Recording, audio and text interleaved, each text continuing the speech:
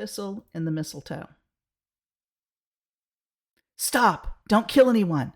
Breaths echoed in the silent church as Mary's heart lurched from her chest. A blade held at her father's throat, another at her longtime clan enemy, the MacDougall laird.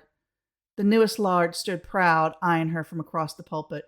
He'd tied his jet-black hair in a queue at the nape, leaving a lock that fell over his eye, making him seem handsome and vulnerable. Damn him! She shouldn't find her enemy attractive. His expression held malice and disgust, reflecting her father's. The expression the MacDougall wore, her father well earned. The glare her father settled on Lord MacDougall, she knew, was not. She took a deep breath. Certainly there is some other way. The king's agent spoke in a flat voice. Marry or they both die. Her gaze shot back to the MacDougall laird. While not old, he wasn't in the budding of youth.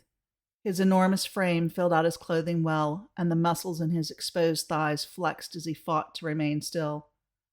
Her eyes traveled back to his face, and his mouth quirked in a half grin. The king's agent raised his hand, and Mary grabbed his arm. I'll do it. I'll marry Lord MacDougall. One of her mother's sayings echoed. A journey of 1,000 miles begins with a single step. One step toward peace, and it started with her. The king's agent chuckled. Lass, you are the wisest in the room. She fingered her cross necklace, knowing a knife hid inside, but her penknife compared to the swords the king's guards carried remained useless. The moments before the confrontation ran through her mind. Why was she here for a meeting between the king's agent and her father? At Iona Abbey, of all places. Prior to entering, the king's guard disarmed her and her father's men. They wait, but for whom? A scuffle from the back of the church alerted them the guest they had waited for had finally arrived. A long curse echoed in the sanctuary. Son of a bitch! The Comyns! Mary turned, and the worst sight greeted her. Her clan's longtime enemy stood at the back of the church. His plaid was similar to her Comyn's, green and red, but the dominant color of the MacDougall's was red, where hers had more green and blue. Her eyes connected with the large warriors much as they had weeks before in battle. She wasn't supposed to be with the war party, but she came, the men needing her. Her father was too focused on the attack, didn't notice, or maybe didn't care. She spotted the MacDougall on the ramparts as he called orders to his men, who responded as they tried in vain to protect their home. When his eyes found hers, they both stopped as fighting continued. The blue of his eyes captured her. The intensity of his glare rooted her in the spot. She took a breath, then another. And he still stared as awareness washed over her. He's your match, your soulmate. She shook the sensation off, breaking eye contact. When her eyes tried to find his again, he had gone. Now facing him here, those deep blue eyes held her in place. What did the king have in mind? That was earlier. The memory rang in her mind as the surrounding people shifted and prepared for a wedding ceremony. Had she known this morning, today would be her wedding day, she would have prepared better. A blue handkerchief, a token for her shoe, her grandmother's veil she'd kept, wishing to wear it on her wedding day. Something old, something new, something borrowed, something blue, and a 6 pence for her shoe. Silly, but traditions all the same. Her eyes roamed the church. At least greenery decorated the pulpit and pews, ready for the Christmas season. If they hadn't forced this upon her, she might find a holiday wedding romantic. She always wanted a husband, home, and children. Be careful what you wish for, echoed one of her mother's sayings. Here she was, bride-to-be, only mere weeks after a bloody clan battle. The king threatened the two lords to meet or die, demanding Mary be present. She should have known this was no good. Nothing good came from the English king. The Reverend turned to his place before her, and her stare met Lord MacDougall's again. His stern expression did nothing to calm her nerves, and the tick in his jaw reminded her of her father's fast fists. She glanced at her hands as a shiver shook her body. Trust me, lass, this isn't to my liking either, the Lord growled. Her eyes shot to his, and she spoke without thinking. Such romantic words from the groom. Too bad that sharp tongue doesn't match your soft beauty. And here I had hopes. His mouth quirked in an almost smile, and the edges of his eyes crinkled. Was he jesting with her? Her father pushed beside her and grabbed her arm. "You will mind your tongue, Mary. Use it wisely for once." Lord MacDougall barked a laugh, but when her eyes met his, he appeared somber again. His gaze focused on where her father painfully twisted her arm as tears gathered in her eyes. The Lord's glare traveled to her father as he growled, "You will unhand my wife." Her father leaned forward as he dropped his hand from her. "Not your wife yet, still my daughter and only child." He turned to her, kissed each cheek, and held her shoulders. "Well, you're finally serving a purpose, lass. Do the clan a favor and stab him after you fuck him." Her father's crudeness always chose the worst times to surface, his humor not helping. She glanced down as a tear fell, the reminder that she wasn't a son cutting the deepest, unable to fight as her father wished. At least she served a purpose, ending the clan war. She glanced between the two lords. She hoped. Lord MacDougall huffed a laugh. "If she kills me, the king will kill you. Not a wise plan, Comyn." The king's agent cleared his throat. "I will reread the king's orders so all know and understand what he expects." His gaze traveled over the room. "And the consequences should either clan fail."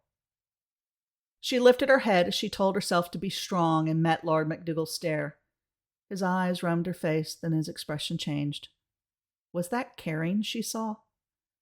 When the king's agent spoke, Lord MacDougall's expression vanished. "All Highland clan wars are to end by order of the king.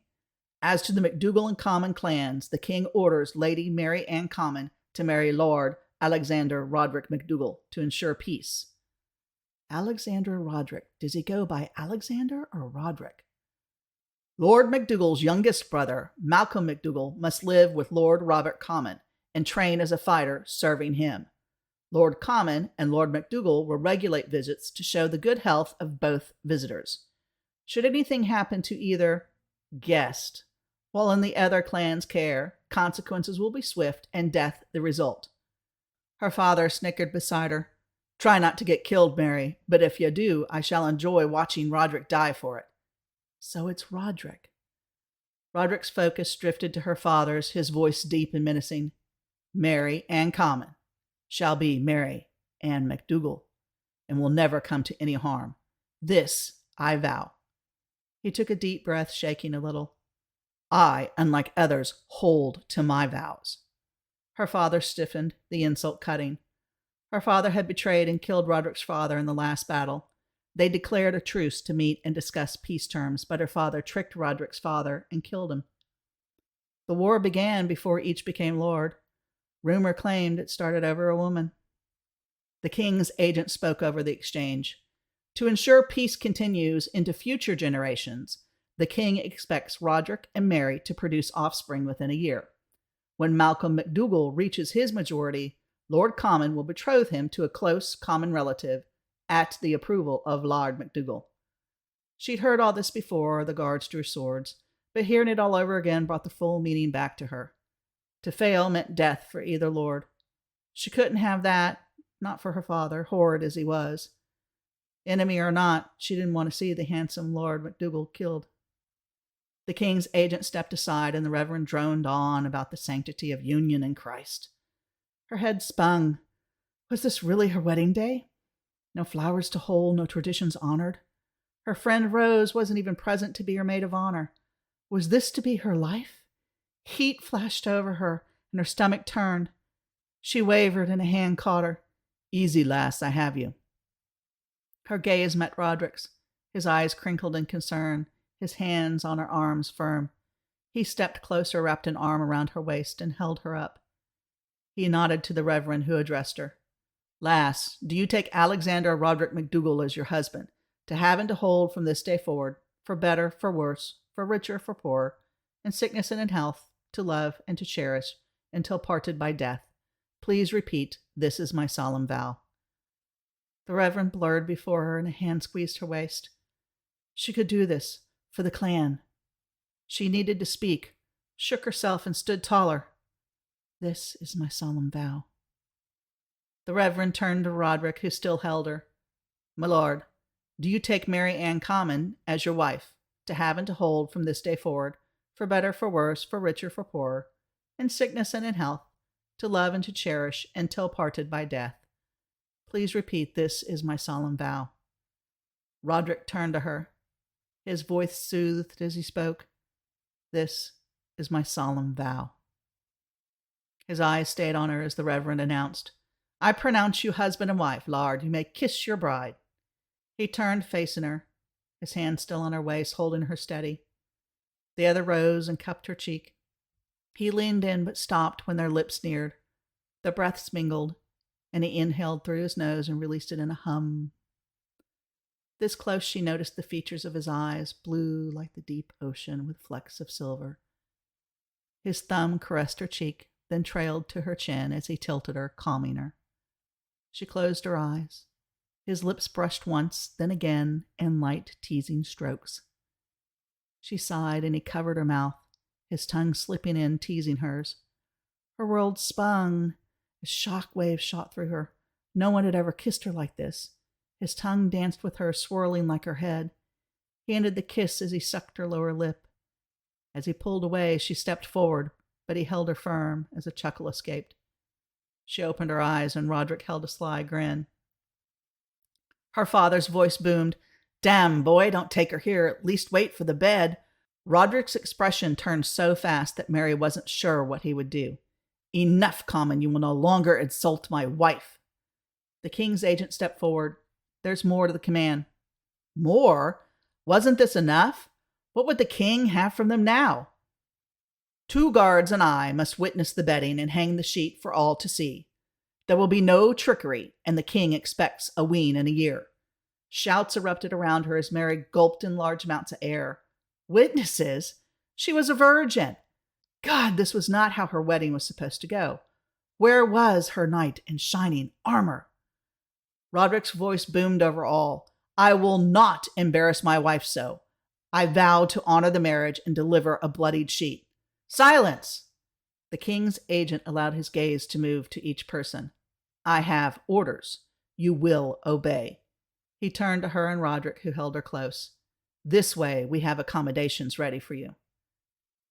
Leading the way down a corridor, they followed the king's agent with 2 guards who followed close behind. Roderick's eyes connected with his warrior beside him. They exchanged a nod as Roderick progressed, still holding her waist. As they marched, Roderick pulled her closer and whispered, Mary, do not fash. I have a plan. Trust me. She couldn't stop the snort from escaping as Roderick chuckled. Trust in her enemy.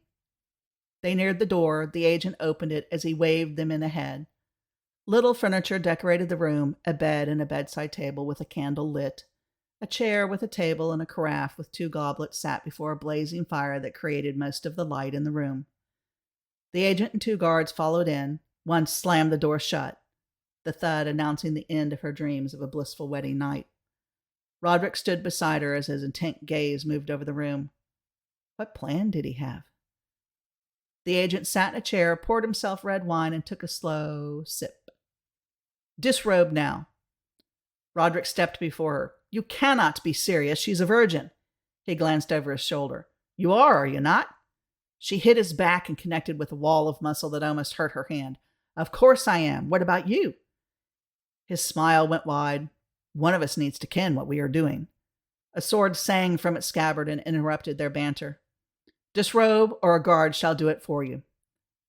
Mary groaned, sat on the bed, and removed her boots and stockings.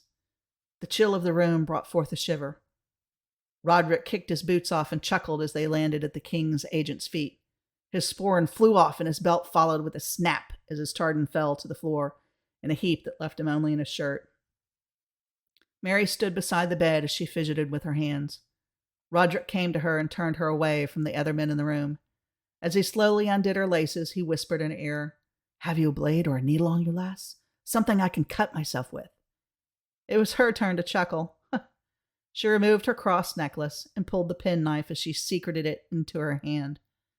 She placed the chain on the bedside table, beside a tied sprig of mistletoe, or nadulag. The Gaelic word for all heal echoed in her mind. The plant was an age-old charm against poison and witchcraft, with the power of rendering people fertile. Was it left as a sign or a joke? She wasn't certain. Roderick turned her to face him and methodically slipped her bodice down and let it fall to the floor. He undid her skirt and allowed that to fall as well. When she stepped from the pile of fabric, their hands connected, and she palmed him the knife. His eyebrows shot to his forehead.